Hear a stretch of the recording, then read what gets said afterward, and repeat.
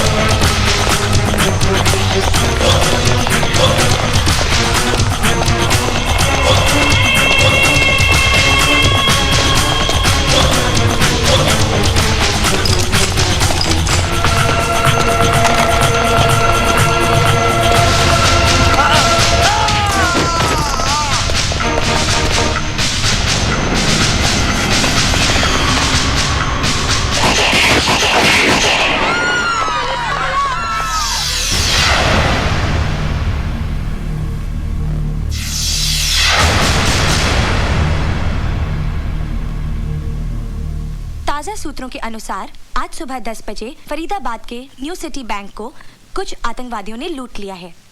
Police ने शहर में नाकाबंदी कर दी है। हाँ भाई सिंगा बोर्ड पे ध्यान रखो, हीरो बाज कहेगा चीटिंग होगी। पुलिस को पूरा विश्वास है मित्या चाप लाई यार। इसी शहर में कहीं छुपे हुए हैं। क्या तैयार है ले ओ जी खुश कितना है। ले चाय पकड़। बारे में कोई सूचना मिले ओए राजे चाय। इत्तला करे। वीर जी मुझे डर लग रहा है। वीर जी ओए बंटी, तो मुझे नहीं सारा दिन रुट जाने खेलता रहता है। अक्ल नहीं आती क्या तू? कितनी बार आना बड़ा कर तू। वीर जी मैं गिर जाऊंगी। नहीं होगा गुड़िया, मैं हूं ना।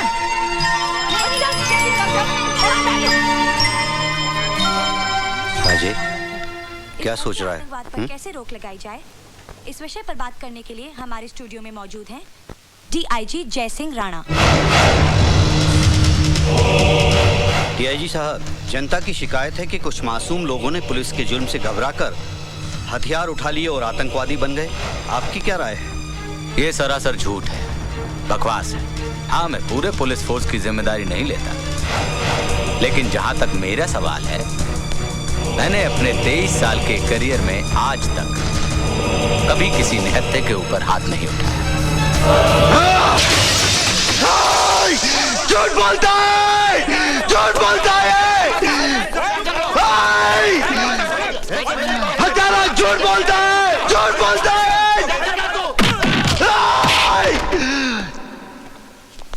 झूठ बोलता है।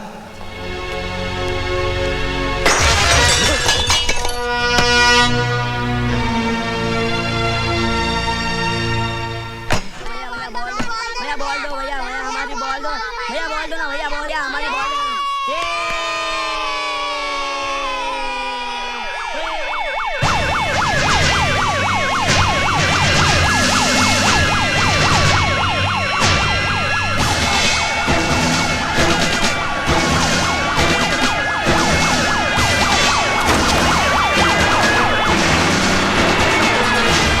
पुलिस!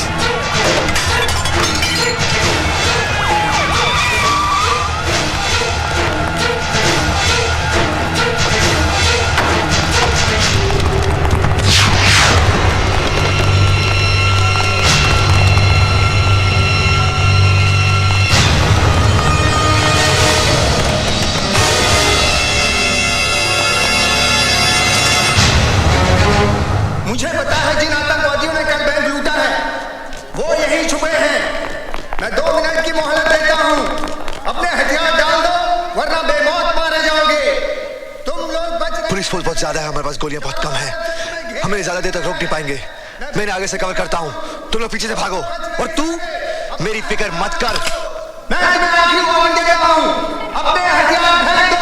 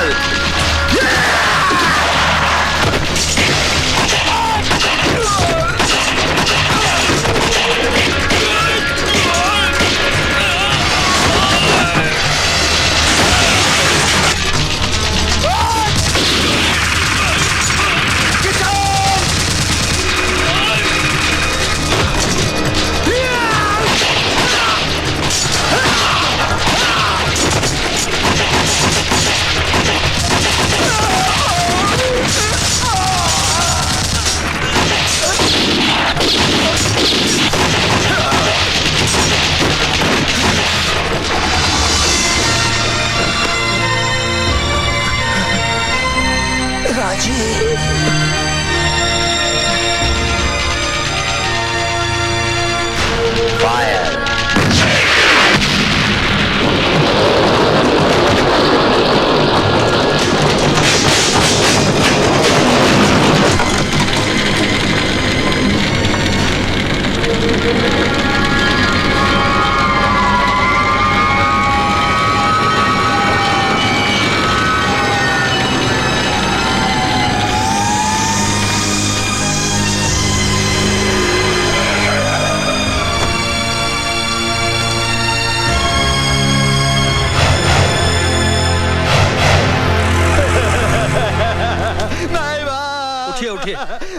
सब मैं लुट गया, बर्बाद हो गया।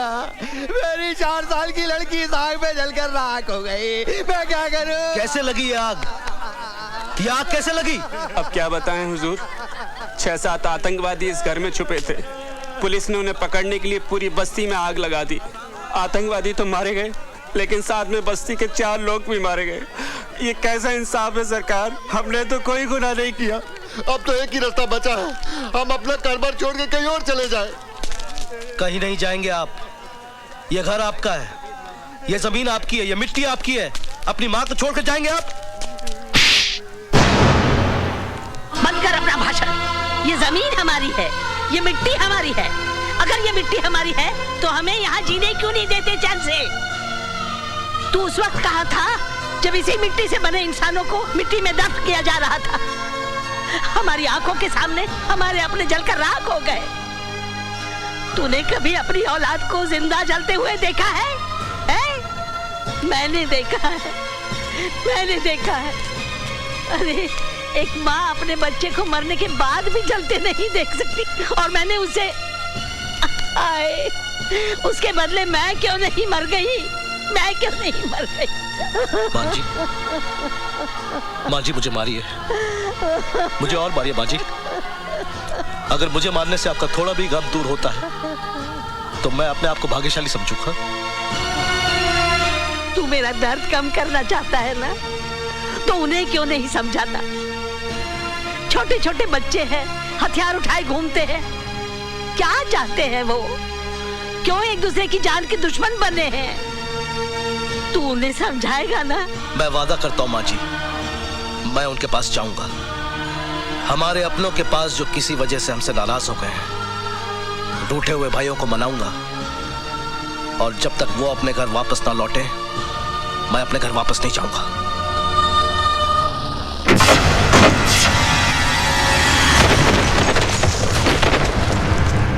सत्य प्रकाश जी, मेरी राय में इन आतंकवादियों से बात करने या उन्हें हिंसा का रास्ता छोड़ने की सलाह देने से कोई फायदा नहीं होगा। इन्हें गोलियों की भाषा के अलावा और कोई भाषा समझ में आती ही नहीं है। आप अपनी पदयात्रा का फैसला बदल दीजिए। मैं बहुत अच्छे तरीके से जानता हूं कि इन्हें कैसे ठीक किया जाता है। यह हमारा काम है, हमें करने दीजिए। डीआईजी साहब, आपका काम मैं बहुत अच्छी तरह से देख रहा हूं। सारी बस्ती जलकर राख हो गई, 4 मासूमों की जान गई, 7 पुलिस वाले मारे गए, कई लोग घर से बेघर हो गए। दहशत फैली हुई है चारों तरफ। सत्य प्रकाश जी, 6 आतंकवादियों को हमने मार गिराया है, यह शायद आपको मालूम नहीं है। आज के हादसे के बाद 50 आतंकवादी और पैदा होंगे, यह शायद आपको मालूम नहीं। तो आप ही बताइए हम क्या करें? आप कुछ नहीं करेंगे, जो करना है हम करेंगे, क्योंकि ये देश हमारा है, ये जनता हमारी है। क्या ये सच है कि देश की शांति के लिए आप पदयात्रा शुरू करने जा रहे हैं? हाँ सर, आपको लगता है इससे सुधार होगा? किसी न किसी को तो कोशिश करनी होगी। लेकिन सर, इसमें आपकी जान को भी खतरा हो सकता है। कल किसने देखा है? सर, क्या आपको विश्वास है कि आतंकवादी आपकी बात मानेंगे और आत्मसमर्पण कर देंगे? एक विश्वास ही तो है मेरे पास। अगर एक भी आतंकवादी आत्मसमर्पण करता है, मैं अपने आप को भाग्यशाली समझूंगा।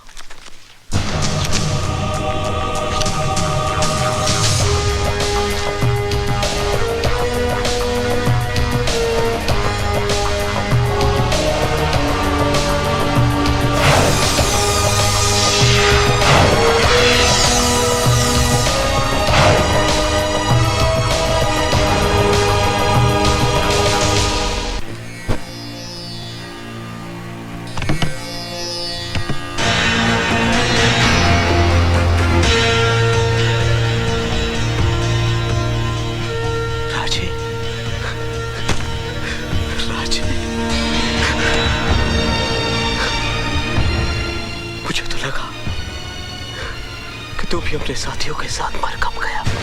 राणा की मौत से पहले मुझे मौत नहीं आ सकती। तू जानता है मंथा, मेरे साथियों को मारने वाला कौन था? वही हत्यारा जय सिंह राणा। अगर मुझे पता होता उस पुलिस पार्टी का लीडर राणा है, तो साले को मैं वही दफन कर देता। वही। सब कुछ खत्म हो गया है राजे। तू राणा के बारे में भूल ही जाए तो अच्छा है। क्या भूल जाऊं? ये भूल जाऊं कि मेरा एक बाप था जिसे भगवान ने राणा ने मौत का कफन पहनाया।